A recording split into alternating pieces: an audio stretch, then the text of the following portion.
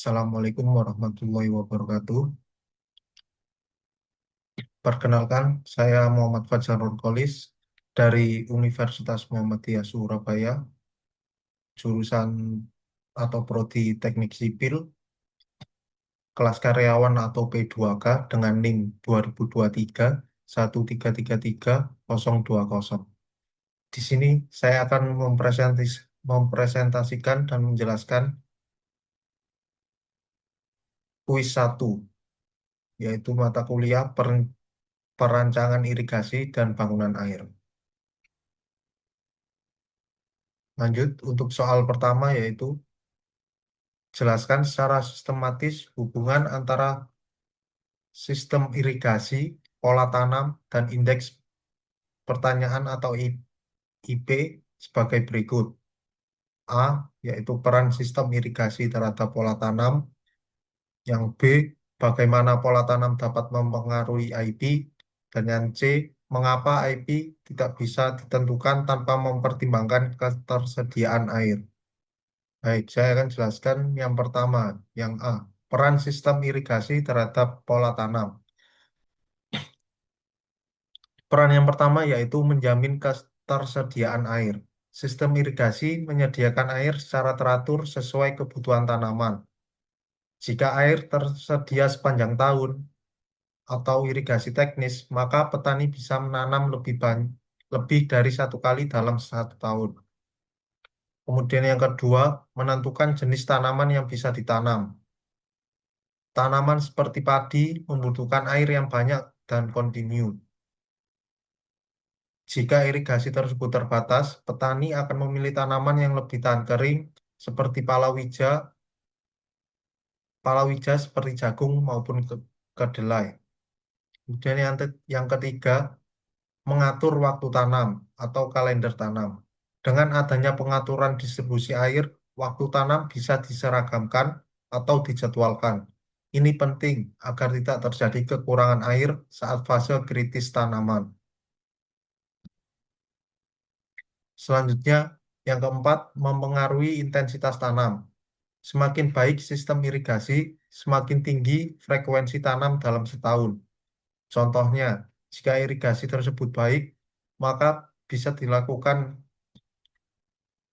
penanaman padi, dilanjutkan penanaman padi lagi, kemudian baru penanaman palawija. Sedangkan jika irigasi tersebut terbatas, maka opsinya adalah penanaman padi, kemudian dilanjutkan penanaman palawija, atau hanya akan dilakukan satu kali tanam dalam satu tahun. Selanjutnya yang kelima, mengurangi ketergantungan air hujan. Tanpa adanya irigasi yang baik, pola tanam sangat tergantung akan musim hujan. Dengan irigasi, pola tanam bisa lebih fleksibel dan tidak hanya mengikuti musim. Kesimpulannya, sistem irigasi merupakan faktor utama yang mengendalikan pola tanam karena sistem irigasi dapat menentukan kapan, apa, dan berapa kali tanaman bisa ditanam dalam satu tahun. Selanjutnya yang B, bagaimana pola tanam dapat mempengaruhi IP. Pola tanam dapat mempengaruhi IP, yaitu yang pertama, mempengaruhi ketersediaan air dalam menentukan jenis tanaman. Tanaman yang membutuhkan banyak air seperti padi hanya dapat ditanam jika air tersedia cukup. Jika air terbatas, petani cenderung memilih palawija yang lebih tahan kering. Yang kedua, mempengaruhi intensitas tanam. Jika air tersedia sepanjang tahun, lahan akan dapat ditanami hingga 2 sampai 3 kali dalam setahun. Sebaliknya, jika air terbatas, intensitas tanam pun juga akan menurun. Yang ketiga, menentukan kombinasi dalam pola tanam. Jika dalam pola jika dalam irigasi air tersebut baik, maka air melimpah akan dapat ditanami oleh 3 jenis pola tanam, yaitu padi, dan palawija. Sedangkan jika tersedia airnya sedang, bisa dilakukan padi dan palawija. Dan jika ketersediaan air tersebut cukup terbatas, maka hanya akan bisa ditanami palawija ataupun satu kali tanam dalam 1 tahun. Yang keempat yaitu mempengaruhi waktu tanam. Ketersediaan air yang tidak stabil menyebabkan waktu tanam tidak seragam, sehingga dapat menurunkan efisiensi irigasi. Kesimpulannya, ketersediaan air dalam irigasi sangat menentukan jenis, waktu, dan jumlah musim tanam dalam 1 tahun. Yang C, mengapa tidak bisa ditentukan tanpa mempertimbangkan mengapa IP tidak bisa ditentukan tanpa mempertimbangkan ketersediaan air. Hal ini tidak bisa karena yang pertama, setiap tanaman pasti memiliki kebutuhan air yang berbeda. Padi membutuhkan air besar dan kontinu atau secara terus-menerus, sedangkan palawija membutuhkan air lebih sedikit.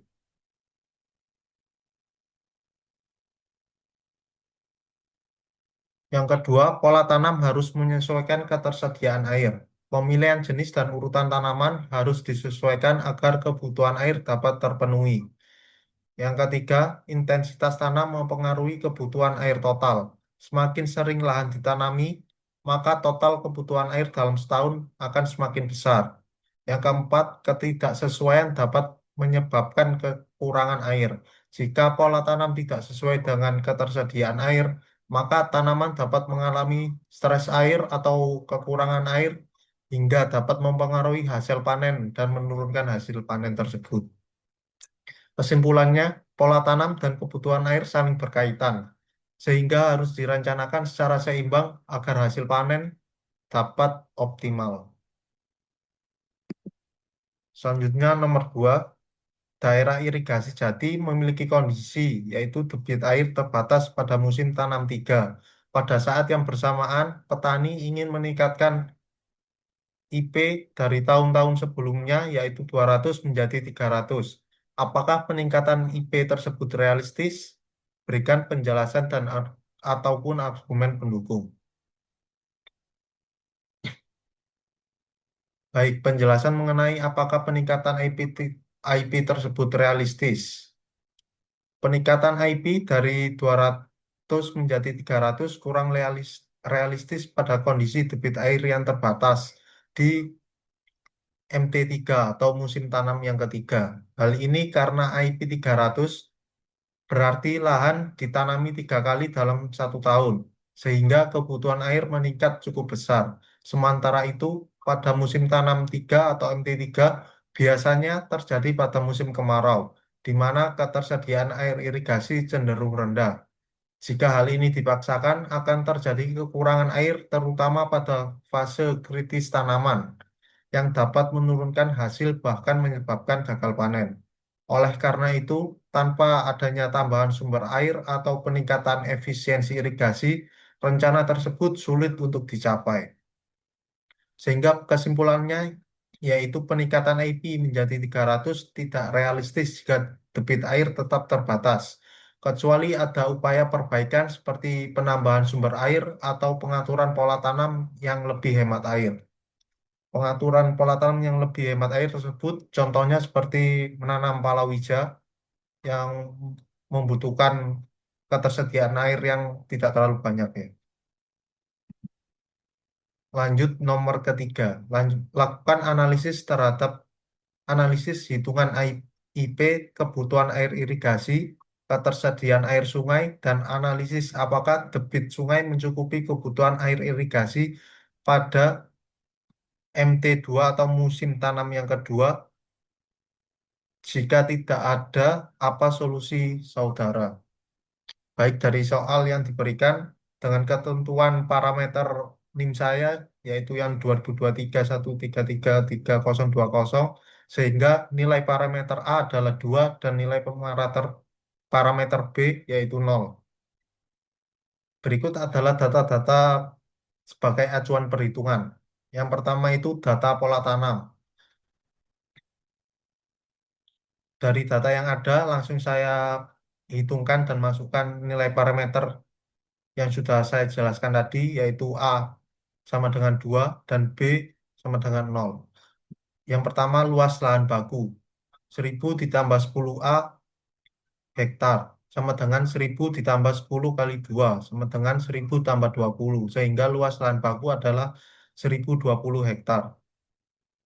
Selanjutnya MT1 1000 ditambah 5A HA sama dengan 1000 ditambah 5 kali 2 sama dengan 1000 tambah 10 sama, sama dengan 1010 hektar. MT2 800 tambah 5B sama dengan 800 ditambah 5 kali 0 sama dengan 800 tambah 0 sehingga luas MT2 adalah 800 hektar. Kemudian MT3 400 tambah 2B 4 sama dengan 400 ditambah 2 kali 0 sama dengan 400 ditambah 0 sehingga luas MT3 yaitu 400 hektar. Lanjut yang B yaitu data kebutuhan air dan nanti untuk konversi nilai dari milimeter per hari ke liter per detik per hektar yaitu 0,166 dikalikan ya nanti.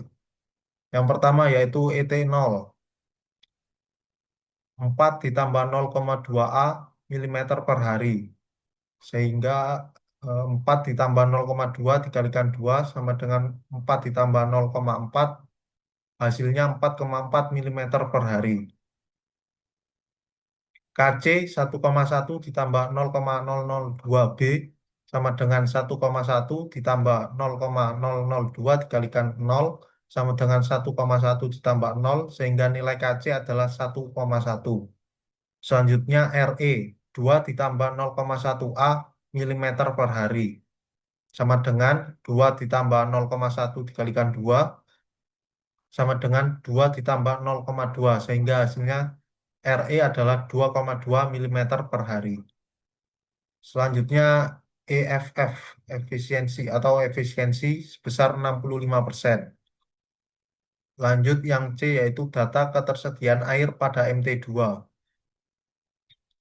Air ataupun data hujan 180 ditambah 5A ditambah 3B mm per bulan sama dengan 180 ditambah 5 dikalikan 2 ditambah 3 dikalikan 0 sama dengan 180 ditambah 10 ditambah 0 sehingga air atau debit hujan yaitu 190 mm per bulan. Lanjut ET 100 ditambah 2A ditambah B milimeter per bulan sama dengan 100 ditambah 2 dikalikan 2 ditambah 0 sama dengan 100 ditambah 4 ditambah 0 sehingga hasilnya adalah 104 milimeter per bulan.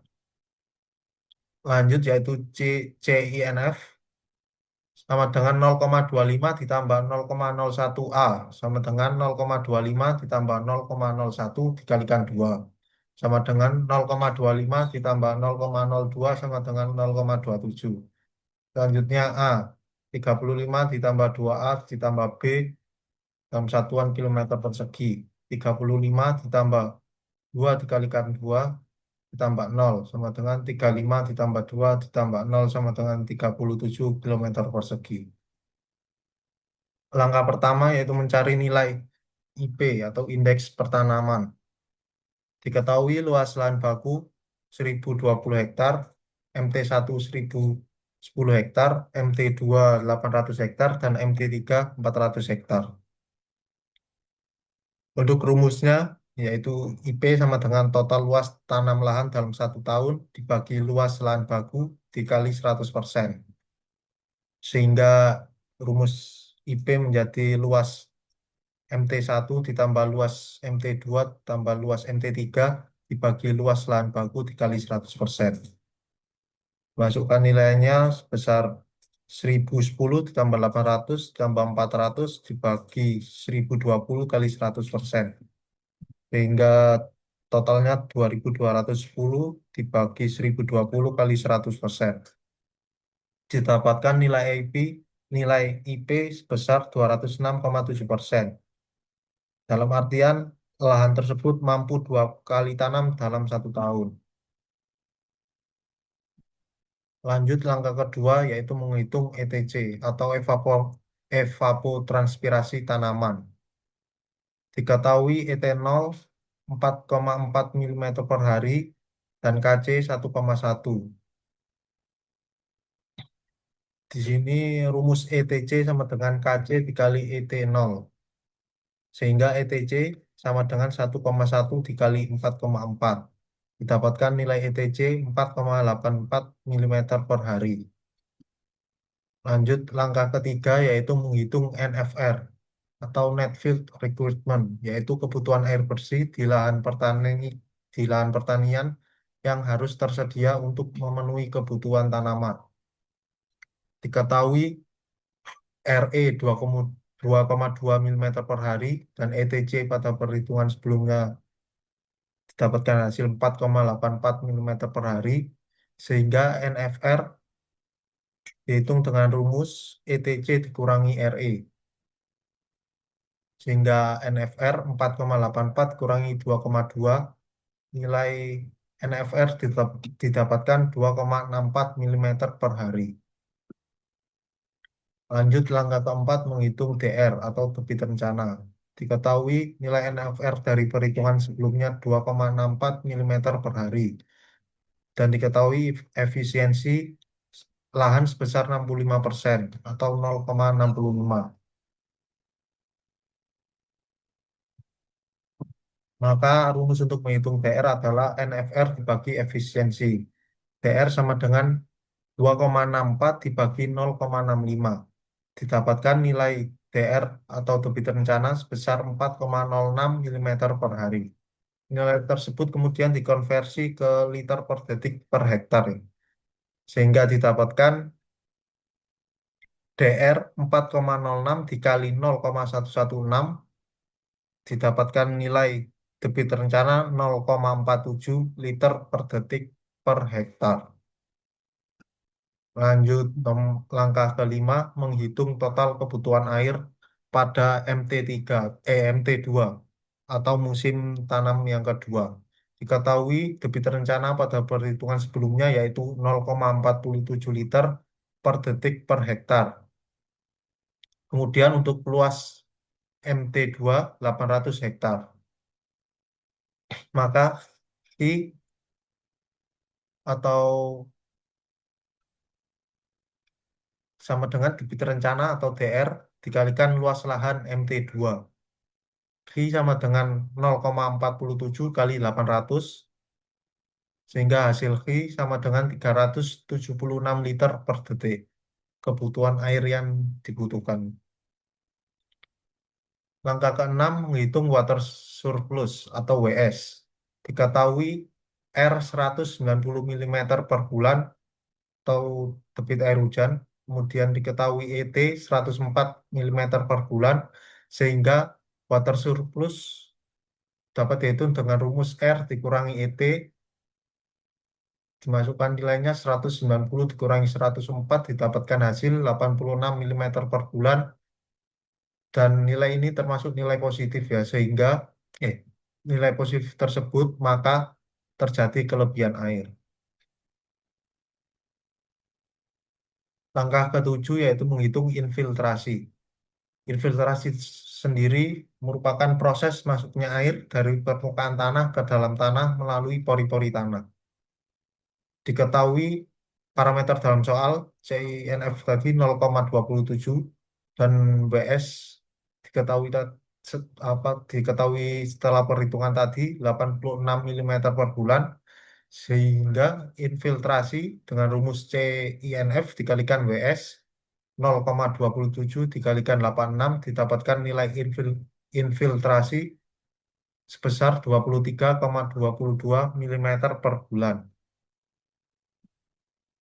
Lanjut langkah ke-8 yaitu menghitung runoff atau air yang mengalir di atas permukaan tanah menuju saluran, sungai maupun danau setelah hujan atau irigasi karena tidak sempat meresap ke dalam tanah.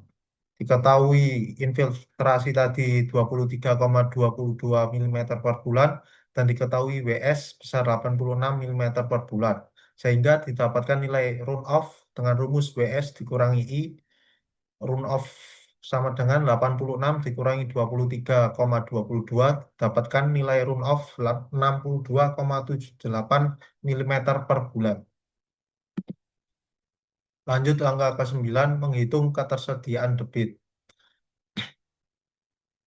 diketahui A atau luas luas dari data hujan mencakup 39 kilometer persegi. Saya konversikan di sini ke dalam meter untuk menyamakan penyebutnya menjadi 39 juta meter persegi ya. Kemudian untuk run off dari perhitungan sebelumnya didapatkan 62,78 milimeter per bulan. Saya konversi juga ke dalam meter menjadi 0,06278 meter per bulan. Baik untuk rumus volumenya, yaitu run off dikalikan luasan dikalikan A, sehingga 0,06278 meter per bulan dikalikan 39 juta meter persegi. Sehingga didapatkan volume 2,448420 meter kubik per bulan. Dari nilai tersebut dikonversikan volume air tersebut dijadikan debit, yaitu dengan cara dibagi dari bulan dari koefisien per bulan sebelumnya dijadikan koefisien detik sehingga 2,448420 meter kubik dibagi 30. 30 ini hari dikalikan 24 ini 24 jam dan dikalikan 3.600. 3.600 sendiri itu dalam satu jam sama dengan 3.600 detik ya. Jadi dikalikan dari bulan dikonversi menjadi per detik. Sehingga 2,448420 dibagi 2.592.000 sama dengan 0,945 meter kubik per detik. Sehingga debit ketersediaan air 0,945 meter kubik per detik saya ubah menjadi liter per detik menjadi 945 liter per detik.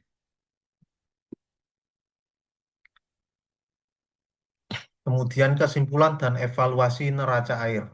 Dari hasil perhitungan yang sudah dilakukan tadi, diperoleh untuk kebutuhan debit sebesar 376 liter per detik dan ketersediaan debit 945 liter per detik.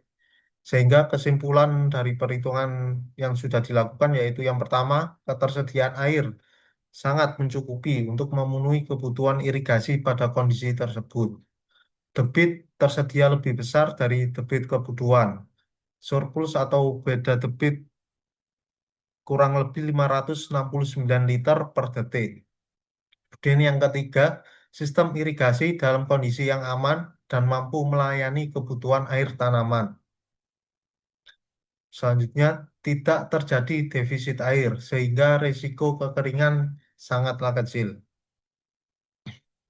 Dan yang terakhir yaitu terdapat beberapa peluang untuk memperbagus keadaan tersebut, yaitu yang pertama dapat meningkatkan luas tanam, dapat meningkatkan luas tanaman yang bisa ditanam ya. Jadi terus yang kedua meningkatkan indeks pertanaman atau IP dan yang ketiga bisa menyimpan kelebihan air jika memungkinkan untuk penggunaan yang lain-lainnya. Baik, sudah selesai ya. Terima kasih dari saya Muhammad Fajar Nurkolis. Mohon maaf bila ada salah kata maupun ada salah dalam saya menjelaskan dan kurang jelas. Terima kasih. Wassalamualaikum warahmatullahi wabarakatuh.